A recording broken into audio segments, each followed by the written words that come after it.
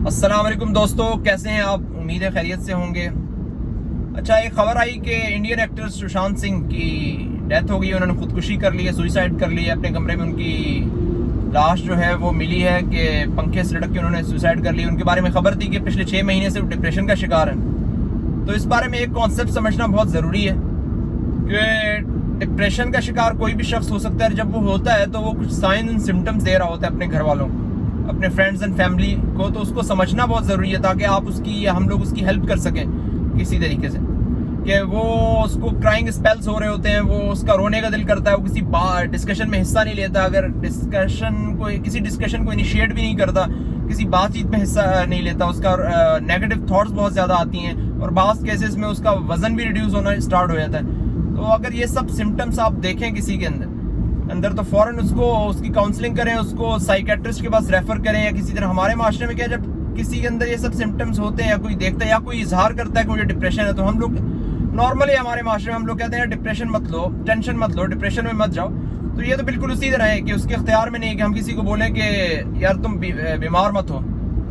تو بیماری اپنے اختیار میں نہیں، وہ تبھی حل ہوگی جب ڈاکٹر پاس جائیں گے۔ وہ اسی طرح ڈپریشن ایک مرض ہے، جب وہ کسی سائیکیٹرسٹ کے پاس جائے گا، سائیکالوجسٹ کے پاس جائے گا، تو وہ ایشو جو ہے وہ اس کا سالو ہوگا۔ کہ سائیکیٹرسٹ کیا کرے گا، جو ڈپریشن جو ہے اس کی وجہ سے جو آپ کو خوشی پیدا کرنے والے جو آپ کے اندر کیمیکلز ہیں ان کی مقدار جو ہے کم ہو جاتی ہے، وہ ایسے آپ کو دوائیاں دے گا جس کی وجہ سے وہ واپس نارملائز ہو سکے۔ تو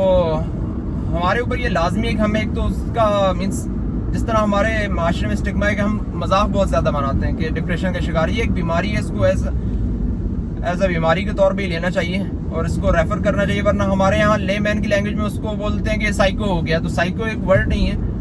یہ سائیکو مینس ایک ورڈ ہے، لیکن یہ ایک اچھا ورڈ نہیں سمجھا جاتا۔ اس وجہ سے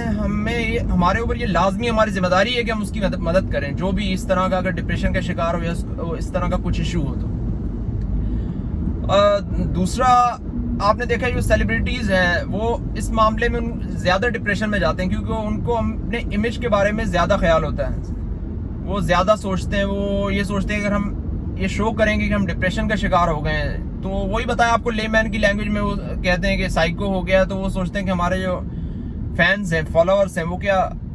سوچیں گے ہمارے بارے میں۔ تو اس وجہ سے وہ زیادہ اس کا اظہار بھی نہیں کرتے، نہ کسی کے پاس جاتے ہیں، تو اس وجہ سے ان میں زیادہ ہے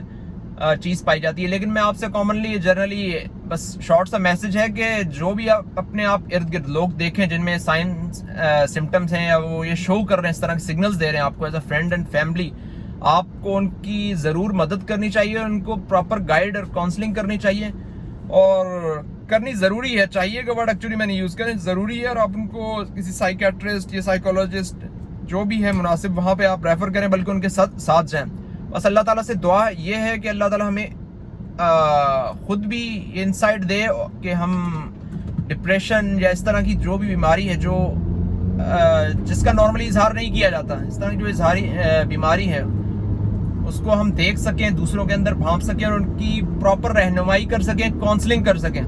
تاکہ اس طرح کے واقعات کم سے کم ہوں ہمارے معاشرے میں، جس کو ہم لوگ خاص طور پہ ہمارے معاشرے میں اتنا زیادہ امپورٹنس نہیں دی جاتی۔ اللہ تعالیٰ ہمیں توفیق دے کہ ہم اپنی اور دوسروں کی رہنمائی اور مدد کر سکیں، اس کو دیکھ سکیں۔ آمین۔ السلام علیکم، تھینک یو۔